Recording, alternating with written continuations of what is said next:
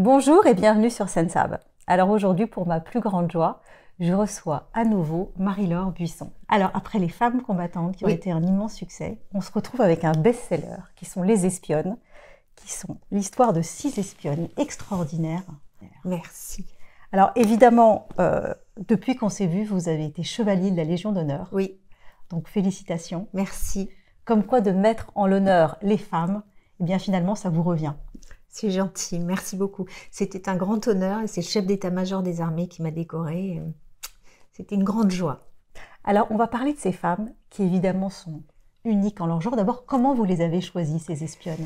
Alors en fait, comme je suis très affective et souvent dans l'émotion, j'ai choisi les femmes qui me bouleversaient le plus et dont le destin est le plus hors norme à mes yeux. D'accord. Et j'ai voulu aussi choisir des femmes qui soient de toutes les nationalités, de tous les pays, pour expliquer ce qu'est une espionne, qu'elle soit nord-coréenne, qu'elle soit américaine, qu'elle soit française, qu'elle soit allemande, soviétique. Je voulais montrer ce qu'est le travail d'une espionne et comment fonctionne une espionne. Voilà. Alors j'ai plein de questions à vous poser, mais la première, c'est comment les espionnes se font-elles repérer, entre guillemets ? Comment on va aller chercher chez une femme les futures qualités d'une espionne potentielle? Alors ça, c'est une très bonne question, Sandrine. Il y a plusieurs cas de figure. En fait, pendant des années, les espionnes étaient choisies parce qu'elles étaient à un endroit, à un moment donné, à un endroit qui intéressait la personne qui avait besoin de recueillir des informations. Je m'explique. C'était souvent l'occasion qui faisait le larron. C'était le bon timing en fait.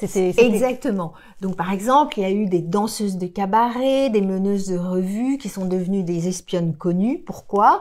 Parce que comme dans leur cabaret, il y avait par exemple l'état-major de la Gestapo ou des militaires d'une puissance adverse qui venaient dans ce cabaret, eh bien, elle, la jeune danseuse, était instrumentalisée par la puissance étatique qui cherchait à avoir des renseignements sur ces fameux militaires. Et donc, on lui disait, bah, écoute, fais en sorte, après avoir fait ta petite danse de cabaret, d'aller boire un verre avec ces officiers de la Wehrmacht, et ainsi, tu pourras avoir des informations. Ça, c'était l'occasion qui faisait le larron. Aujourd'hui, c'est très différent. Aujourd'hui, les femmes sont devenues des vrais professionnels du renseignement. Ce sont des agents de renseignement tout à fait qualifiés et qui sont choisis parce qu'elles ont des diplômes particuliers. Et j'ai eu la très grande chance, et c'est ce qui fait la particularité de mon livre, Espionne, c'est que j'ai eu la très grande chance d'être acceptée au sein de la DGSE, les services de sécurité extérieure français, alias aussi le Bureau des légendes, pour ceux qui ont vu la série, et la DGSI, les services de secret intérieur français.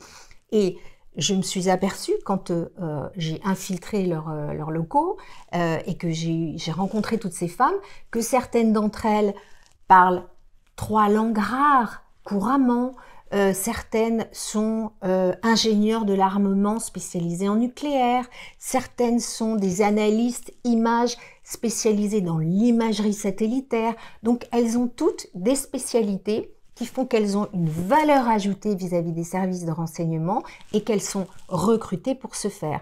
Il y a même, ma chère Sandrine, des couturières émérites. Pourquoi ? Parce que les espions ont souvent besoin d'avoir, exactement comme dans James Bond, bien sûr, des micros, des caméras sur eux. Donc il y a des couturières qui sont spécialistes et spécialisées dans le fait de pouvoir coudre un mini micro ou une mini caméra dans un sac à main. Waouh, incroyable. Alors, une fois que ces femmes ont été recrutées pour leur talent, j'ai vu qu'il y avait des choses dont elles étaient un peu obligées de savoir faire, savoir sortir d'une cachette en 3 minutes et savoir changer d'identité. Je pense qu'il y a des choses qu'on n'aurait même pas pensé qu'elles étaient censées faire et qu'elles sont censées faire d'une façon brillante, intelligente, intuitive, sans même avoir le temps de réfléchir. C'est vrai. C'est-à-dire qu'à partir du moment où ces femmes espionnes sont recrutées et qu'elles sortent de leur premier job, le premier job, ça consiste à être analyste. Donc pendant des années, on est analyste, on apprend à analyser des documents, des images, des sons. Voilà. Mais à partir du moment où vous êtes déployé sur le terrain, évidemment, les services de renseignement ne vous envoient pas comme ça, la fleur au fusil. Voilà, il y a des entraînements. Parce que si vous allez vous retrouver, j'invente, je dis n'importe quoi, au Pakistan, sur un marché bondé, et que tout d'un coup, il y a un mouvement de foule et que vous devez vous extraire à toute vitesse, il faut savoir le faire. Alors, on vous apprend à vous grimer le visage en 2 secondes, à vous transformer. Voilà. Oui. C'est pour ça qu'à la DGSE, par exemple, et dans tous les services de renseignement à la CIA, il y a des prothésistes qui moulent avant que vous partiez, qui moulent votre visage, qui font des moules spéciaux pour que vous puissiez mettre un masque en 2 secondes et qu'on ne vous reconnaisse plus. Vous aurez la peau grêlée, vous aurez un nez énorme, ce genre de choses. Ah, c'est pas le cas pour tous les agents, mais certains agents, quand ils sont déployés sur le terrain, ils peuvent avoir ce genre de choses. Une perruque. Voilà. Et on vous apprend aussi à défier une filature, à la repérer. Donc, il y a des parcours en baïonnette que vous devez faire. On vous apprend comment vous faites pour voir dans la vitrine d'un magasin qui est derrière vous, comment vous faites pour alterner des boulevards avec beaucoup de monde, avec des petites rues avec très peu de monde qui vous permettront de savoir si quelqu'un vous suit. C'est très compliqué, c'est un entraînement qui nécessite des mois et des mois de pratique. Alors moi, ce qui m'a évidemment le plus choquée, c'est quand elles doivent apprendre à subir des interrogatoires un peu musclés. Oui.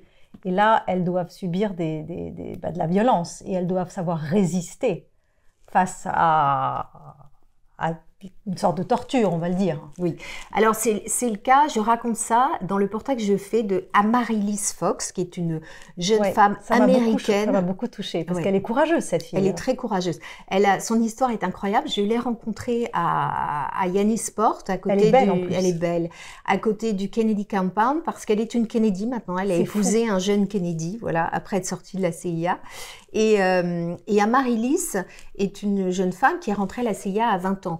Et elle a fait des mois et des mois et des mois d'entraînement dans un terrain vague complètement inconnu, qui est un endroit gardé secret par les services américains, le gouvernement américain. Et elle nous a raconté comment on l'a entraînée. Et notamment, il y a certains jours où elle était en voiture, tout d'un coup, elle se fait arrêter au bord d'une route et mettre un pistolet au bord de la tempe. Et pendant des heures, on lui dit « tu dois parler ». Et elle ne parle pas, c'est presque choquant. Mais comme ça risque de lui arriver un jour ou l'autre. C'est ça, c'est l'entraînement face à la torture. Exactement. Il faut qu'elle ait les capacités physiques et psychologiques de résister à la pression. Et je crois que ça, c'est une des caractéristiques des espionnes, c'est la résistance à la pression, la plus forte qui soit, psychologique, physique dans la mesure du possible, mais psychologique surtout. Savoir résister à la pression, ne pas craquer. Alors, évidemment, ces femmes-là, elles ont choisi, même si je pense qu'on n'est jamais assez préparé pour pouvoir vivre des choses pareilles, parce qu'il y a l'expérience et puis après il y a la pratique. Oui. Et puis il y a celles qui n'ont pas choisi, et je pense évidemment à cette Coréenne qui m'a bouleversée, parce que cette jeune fille qui a, comme vous l'expliquez dans votre livre, commencé sa vie à Cuba un peu de façon douce et agréable, et se retrouve évidemment dans un pays qui est une dictature totalitaire et qui se retrouve à être... Voilà, elle a été retrouvée comme une jolie fille qui avait des talents, et du coup on la met dans un camp d'entraînement. Et là, on se dit tous les jours qu'elle va mourir tellement c'est dur. Ce qu'elle raconte est dur, c'est horrible. Mais alors ça, c'est vraiment, j'allais dire... Et elle n'a pas choisi. Oui, en fait, ça, c'est l'entraînement d'une espionne dans une dictature de la pire espèce. La Corée du Nord est probablement une des pires dictatures de la planète. C'est une prison à ciel ouvert. Le grand leader est un malade mental. Ça, on est tous d'accord. Ils sont tous fous. Et donc, forcément, ils appliquent un programme à leurs espions qui est un programme de fous. Évidemment, ça n'est pas le cas chez les agents secrets des démocraties. Parce que là, on se dit tous les jours qu'en fait, comment elle fait pour ne pas mourir de faim, de froid, d'épuisement, et qu'en fait, elle sait que si jamais elle n'y arrive pas, sa famille va être envoyée dans un camp et qu'elle-même va mourir sur place et que tout le monde s'en moquera. Donc en fait, elle n'a même pas le choix. Elle n'a pas le choix. Elle est en effet une très jolie petite fille qui est repérée par le régime assez rapidement quand elle est jeune adolescente, et ensuite à la fin de son adolescence, elle est happée par des hommes du régime qui viennent la chercher un jour, et en moins de 24 heures, il faut qu'elle quitte sa famille, son université, et pour rentrer dans cette école de formation des espions. À Samsung, dans un lieu perdu dans les montagnes glacées de la Corée du Nord. Et là, elle va subir un entraînement absolument dingue. Elle va devenir un maître des arts martiaux. Oui, c'est ce qui la sauve. Et c'est une femme qui a l'air, quand on regarde les photos, parce que toutes ces histoires, les 6 espionnes sont des histoires authentiques, évidemment. C'est ça qui est fou. Et quand on regarde la photo de cette jeune femme, on a l'impression de voir une petite poupée merveilleuse, coréenne, ravissante et tout. En réalité, elle est capable de tuer un homme à main nue. Tellement elle a été entraînée. Tellement elle a été entraînée. Et elle va, on va pas tout raconter parce qu'il faut pas spoiler, comme on dit, le livre, mais un jour, après l'avoir entraînée dans des conditions invraisemblables, dans le froid, dans la faim, elle a plus que la peau sur les os ou presque, enfin, les services lui disent, bah, maintenant, on va te demander d'aller commettre un attentat pour le compte de la Corée du Nord. Et la voilà qui part. On raconte pas la suite. On raconte pas l'histoire parce que c'est quand même incroyable. Moi, en tout cas, toutes les histoires sont magnifiques. Toutes les histoires ont des rebondissements absolument extraordinaires. Et puis, je voudrais qu'on parle de ces Françaises. Ah oui. Oh, elles m'ont touchée, ces 2 Françaises. Elles sont belles, elles sont courageuses, elles sont dans l'ombre. En fait, ce qui est étonnant, c'est que contrairement à ces femmes qu'on voit dans les réseaux sociaux qui sont très en valeur pour pas forcément les bonnes raisons, elles, quoi qu'elles fassent, même si elles ont réussi des exploits, finalement, on ne le saura jamais. Non. Ou alors, elles resteront des personnes sous X, en fait. C'est ça qui est extraordinaire. J'en ai rencontré une. Donc, quand j'ai été acceptée au sein de la DGSE, boulevard Mortier, à côté de la Porte des Lilas, là où sont nos services secrets français, j'ai rencontré une femme qui m'a dit « Mais c'est terrible parce que moi, je sais que toute ma vie, je ne pourrai jamais dire ce que je fais. » Donc, elle raconte qu'elle est secrétaire de direction au ministère des Armées. Vous vous rendez compte? Et alors, l'humilité qu'on doit avoir alors qu'on risque sa vie tous les jours pour son pays et que personne ne peut jamais le savoir. Personne ne peut jamais le savoir. Et elle m'a raconté une situation que je raconte dans le livre où elle est dans un dîner avec un joli garçon, à une époque où elle est célibataire, avec un beau garçon qui lui plaît à côté d'elle. Et évidemment, elle aurait envie de dire ce qu'elle fait. Il y a de quoi, il y a matière. De raconter, de déployer ses talents dans la conversation. Et comme elle ne peut rien dire, elle dit simplement qu'elle est secrétaire au ministère des Armées. Et donc, le type qui ne cherche pas à en savoir plus tourne la tête et finalement s'adresse à l'autre jeune femme assise de l'autre côté du canapé, qui elle est une influenceuse complètement idiote avec des grosses lèvres. Et voilà, et il ne s'intéresse plus à elle. Eh ben, c'est dommage. Ben, c'est dommage. Mais en même temps, ça fait partie de leurs valeurs. C'est la discrétion, l'humilité et c'est ça qui les rend admirables. C'est ça qui les rend admirables. On est d'accord avec ce petit chat qui vient nous dire bonjour. On a un chat agent secret qui vient nous dire bonjour et qui est d'accord avec nous. Qui est d'accord avec nous. En tout cas, vous l'aurez compris, ce livre... Alors attends, avant de terminer, il y a quelque chose qui me fascine parce que vous finissez là-dessus. C'est que vous parlez de ces femmes chinoises qui viennent en Europe, particulièrement à Brest, et qui viennent un peu nous infiltrer. C'est un peu les espionnes de Chine qui viennent nous espionner. Alors, absolument. Alors je termine par une touche terriblement actuelle. Il faut que vos spectateurs sachent une chose, c'est qu'à Brest, il y a ce qu'on appelle l'île Longue, qui est l'endroit où la France garde tous ses sous-marins nucléaires lanceurs d'engins, SNLE, et tous ses sous-marins nucléaires d'attaque. C'est là où notre force océanique stratégique se trouve, c'est-à-dire en réalité notre arme nucléaire embarquée à bord de sous-marins. Et comme par hasard, alors que Brest, c'est quand même pas la Côte d'Azur, on est d'accord, on aime beaucoup la Bretagne. On adore la Bretagne. On adore la Bretagne, mais je veux dire, c'est pas un endroit auquel les gens penseraient instantanément pour aller en villégiature. Bon.